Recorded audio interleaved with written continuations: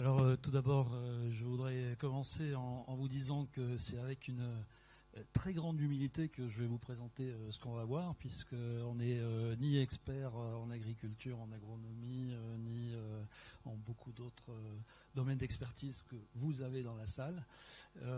On va parler de fractionnement. Cracking, disent les Anglais. Je n'ai pas trouvé de mot meilleur pour dire qu'en fait on voulait trier avant de commencer à valoriser. Et donc ce qui se passe pour nous, c'est qu'on s'est intéressé à deux points de fractionnement bien précis. Il y en a un qui se trouve au niveau de l'exploitation et qui concerne évidemment les effluents d'élevage eux-mêmes. Et dans la mesure où il y a beaucoup de valorisation par méthanisation d'une partie des effluents d'élevage, on s'intéresse aussi au fractionnement des digestats. Et à vrai dire, il y a quand même des similitudes quant à la technologie qu'on peut mettre en place pour faire ça. Et une des principales conséquences ou liens entre les deux, c'est par exemple de pouvoir emmener vers les digesteurs des matières plus concentrées et moins d'eau. C'est pas toujours avantageux, mais ça peut aider. Alors, de quoi il s'agit ? Quelque chose qui n'est pas de chez nous au début, à savoir la séparation de phase. Donc ça, c'est quelque chose qui existe. Et la seule précision que je peux donner, c'est qu'on essaye d'être avec des grilles qui coupent vers 1 mm, 2 ou 1 mm. Et derrière, on va utiliser de la nanofiltration sur disque céramique, je vais les montrer juste après, et de l'osmose inverse plutôt basse pression. Et donc, on voit ici les principales fractions qu'on obtient. Il y en a une au début qui est bien connue de vous tous, c'est la partie solide. Et nous, on a les deux fractions liquides, l'une qui contient encore de la matière organique et toutes les formes organiques de l'azote et du phosphore, et l'autre qui contient que des formes minérales. Et une proportion, selon que c'est plus ou moins facile, une proportion plus ou moins grande d'eau, où il y a vraiment plus grand chose puisqu'on est derrière l'osmose. Donc vous avez ici le PID très très simplifié, où on va retrouver donc soit la séparation de phase. Quand on est sur des effluents porcins par exemple, on va plutôt travailler en tamisage qu'en séparation de phase. Ça ne marche pas sur les effluents porcins, évidemment. Une cuve qui nous permet d'alimenter les disques céramiques, et avec ou sans cuve, des fois même on fait directement le transfert en étages successifs vers l'osmose inverse. Et donc on va récupérer le phosphore qui n'était pas dans la partie solide. Le reste, on va le récupérer dans le concentrat des disques. Et donc le dernier concentré va être riche en ammonium surtout, enfin au couple ammonium-ammoniac, et en potassium. Donc sur cette base très simplifiée, je fais juste remarquer qu'au total, nous là, on a un temps de séjour qui dépasse les 6 heures, et qu'on peut travailler grâce à la matière, au disque céramique, pendant plus de 6 heures à au moins 55, 56, 58 degrés. Donc c'est un message subliminal pour ceux qui voudraient se passer du 70 degrés 1 heure. Voilà à quoi ressemblent les disques. Chaque disque fait à peu près 40 cm. On filtre de l'extérieur vers l'intérieur. On assemble les disques sur un axe qui est creux. Et donc on récupère au centre, dans l'axe creux, le filtrat. Et au bord, grâce à la rotation des disques, on évacue sur le bord et sur les espaces libres entre le tube et les disques, on évacue la partie plus concentrée.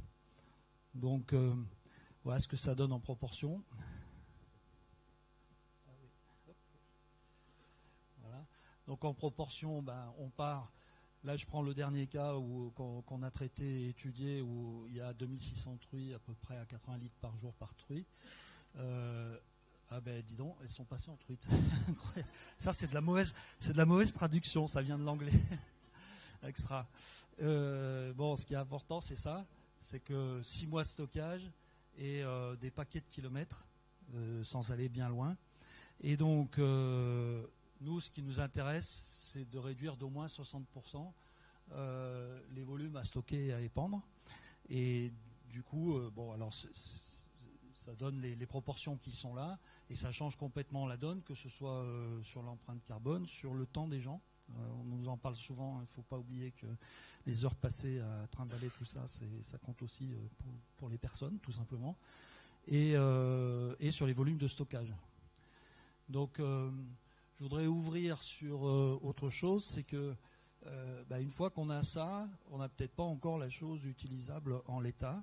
Et donc très souvent, on nous demande d'aller plus loin en concentration. J'ai pris juste un exemple. On peut aller plus loin et obtenir une forme qui est à 30% de MS, qui est solide, avec un cholage sous vide en fait. Et on peut ou pas mélanger ce qui vient du séparateur de phase et la fraction solide qui vient de ce cholage. La fraction liquide, elle est recyclée pour finir et accroître l'extraction d'eau et l'extraction de cette fraction-là.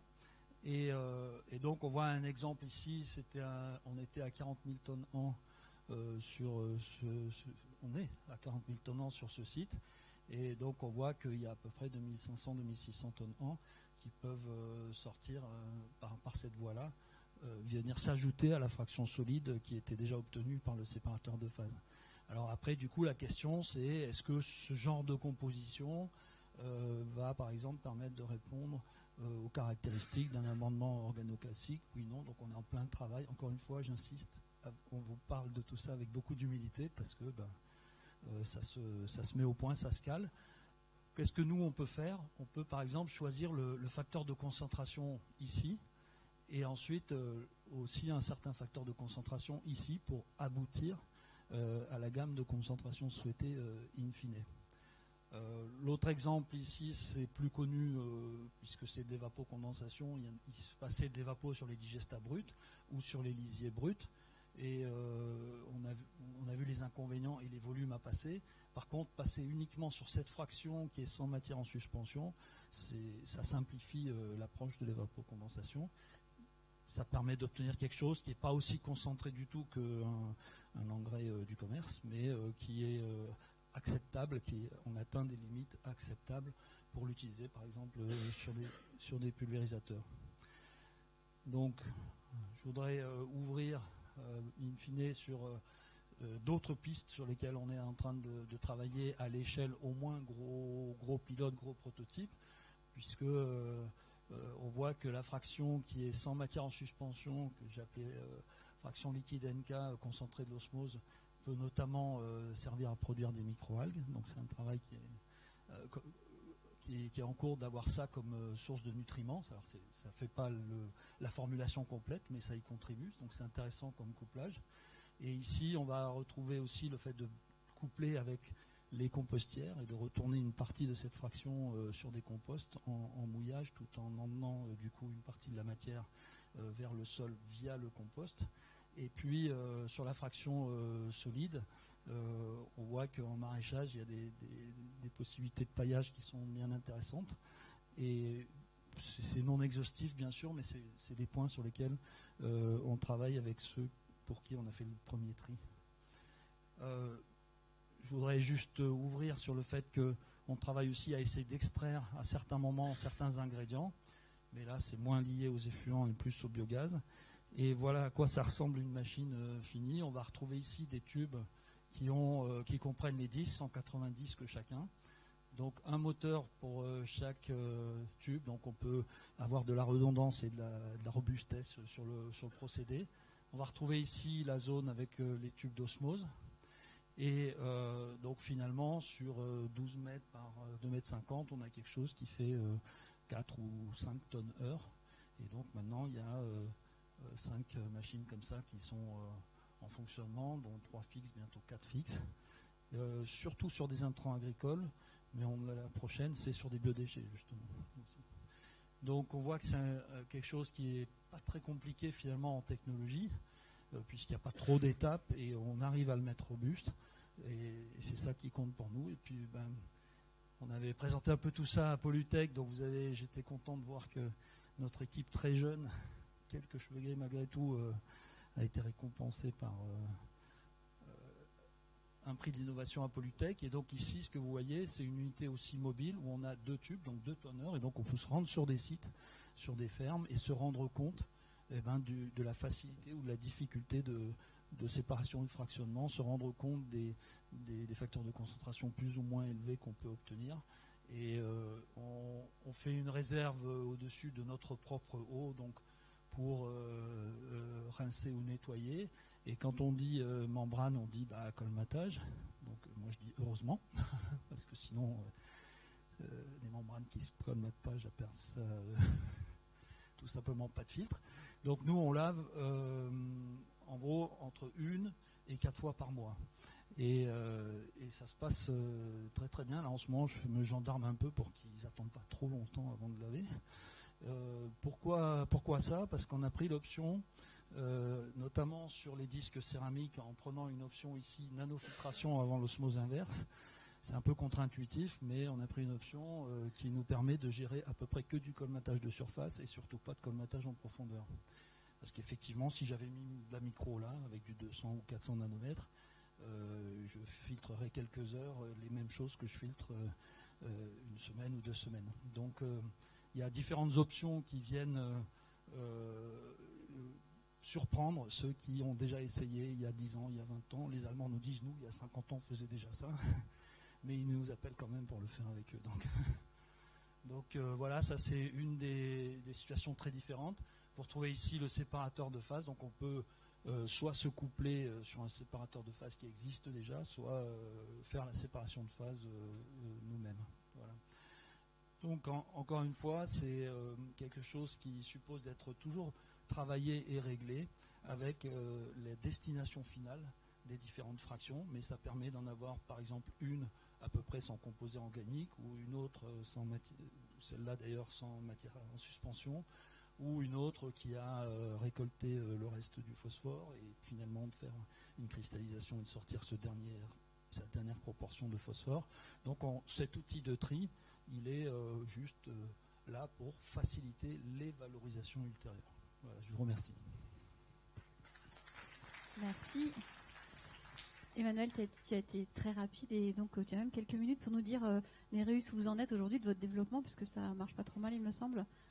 Voilà, donc on est aujourd'hui une quarantaine de personnes, encore un peu plus nombreux que sur la photo, donc essentiellement des ingénieurs, des techniciens et des gens qui opèrent sur les sites. 3 types de clients. Il y a ceux qui sont intéressés par le fractionnement des effluents d'élevage et des digestats. Et puis, il y a le recyclage d'eau en immeuble, en situation touristique, mais recyclage avec très très peu d'énergie, donc moins de 2,5 kWh par mètre cube, et en tout cas une obligation de produire de l'eau recyclée beaucoup moins chère que l'eau du réseau. Donc ça ne fera pas plaisir à tout le monde, mais c'est un peu le sens de l'histoire. Et puis, troisième famille, des industries qui, aujourd'hui, comme l'industrie laitière notamment, essayent de voir s'ils pourraient passer en autonomie en eau. Donc on a commencé en 2013 et 6 ans plus tard, voilà, on répond à quelques demandes bien précises sur des fuites difficiles, mais toujours avec une logique de tri, pas de traitement. Très bien. Merci beaucoup Emmanuel et bravo.